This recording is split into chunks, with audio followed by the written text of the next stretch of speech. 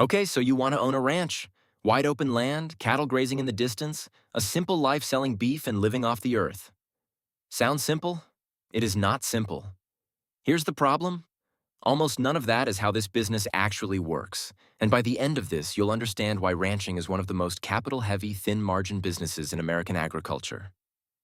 Let's start with the entry fee, because you don't just buy a ranch the way you buy a house. Land is the single biggest barrier, and the price varies wildly depending on where you are. A working cattle ranch large enough to run a meaningful herd, something in the range of 500 to 1,000 acres in a state like Montana, Wyoming, or Texas, typically costs between $1.5 million and $6 million, depending on water rights, soil quality, and proximity to markets. And that's just the land. It doesn't include fencing, which on a property that size can run $50,000 to $200,000, depending on terrain and the number of pastures you need to divide.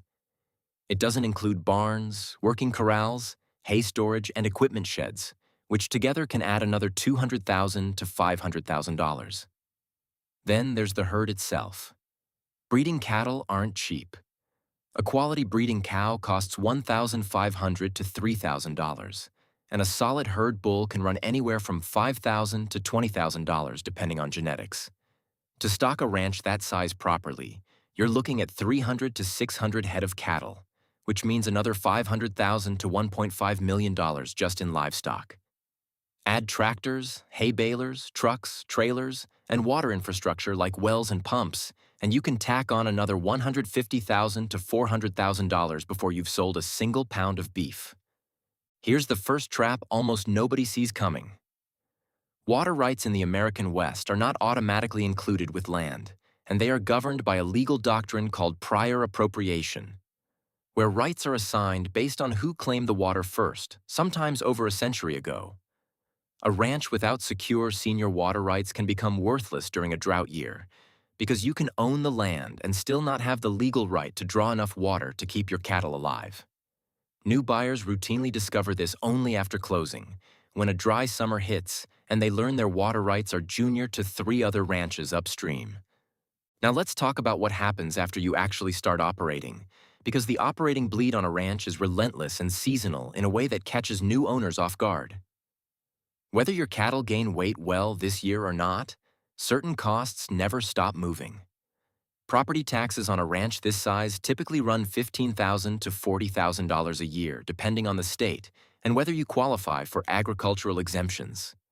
Feed costs, especially hay to get your herd through winter, can run $300 to $600 per ton, and a herd of 400 cattle might need 800 to 1,200 tons of supplemental hay annually in a harsh climate, meaning $250,000 to $700,000 a year just to keep animals fed when pasture grass isn't enough. Veterinary care, vaccinations, and herd health programs add another $20,000 to $50,000 annually. Labor is a massive line item most new owners underestimate. A working ranch this size typically needs at least 2 to 4 full-time ranch hands, and with wages, housing, and benefits, that's $150,000 to $350,000 a year. Equipment maintenance, fuel for trucks and tractors, and fencing repairs after winter storms or wildlife damage add another $40,000 to $100,000 annually. Here's the economic reality that will define your entire career in this business.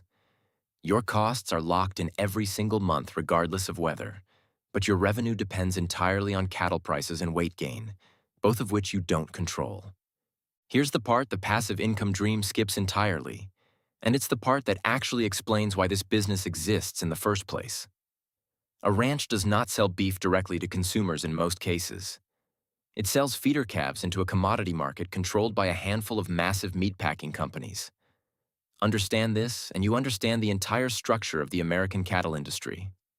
Most ranchers are cow-calf operators, meaning they breed cattle, raise calves for 6 to 10 months, and then sell those calves at auction to feedlots, who fatten them further before selling to the 4 meatpacking companies that control roughly 80% of U.S. beef processing. The rancher rarely has pricing power. The price a rancher receives is set largely by futures markets in Chicago and by the purchasing decisions of a concentrated handful of buyers. The land is the product on the surface. The commodity futures market underneath is the real business. Now let's follow one calf from birth to sale and see how little control the rancher actually has over the final number. A calf is born in spring after a 9-month gestation the rancher paid to maintain. It nurses and grazes for 6 to 8 months, during which the rancher has covered feed, vaccinations, branding, and labor costs. At sale time, that calf, now weighing 500 to 600 pounds, sells at auction for a price per pound set by that day's commodity market, typically $1.80 to $2.40 per pound depending on the year, meaning a single calf might sell for $900 to $1,400. Subtract the cost of maintaining that calf's mother for a full year, roughly $800 to $1,200 per cow annually in feed, vet care, and land costs. And the actual profit margin per calf often lands somewhere between $100 and $300. Multiply that across a herd of 400 breeding cows, assuming a typical 85% calving rate, meaning not every cow produces a sellable calf, and you're looking at total annual profit before overhead of somewhere between $34,000 and $102,000 on an operation that required millions of dollars of upfront capital. Miss your calving rate target by even 10%, or have cattle prices dip during a market downturn, and that margin can vanish completely. So let's run two versions of the same ranch and see how differently this can play out. In the optimistic scenario, you have a mild winter with minimal hay supplementation needed. Cattle prices are strong at around $2.20 per pound due to tight national cattle supply, and your calving rate hits 90%. Your 400 head produce 360 calves averaging 550 pounds each, generating roughly $435,000 in gross calf sales. After feed, labor, veterinary costs, taxes, and equipment maintenance totaling around $320,000, you're clearing approximately $115,000 in annual profit. Land values in your region are appreciating 4 to 5% a year as development pressure and recreational buyers compete for Western land. And within 10 years, your ranch has appreciated substantially in value while cash flow has stayed modestly positive. Now here's the realistic scenario, using the same ranch, same herd size, same starting assumptions. A severe drought hits in year 2, cutting your pasture grass yield by 40% and forcing you to buy an additional 400 tons of hay at elevated drought year prices of $550 per ton, an unplanned expense of $220,000.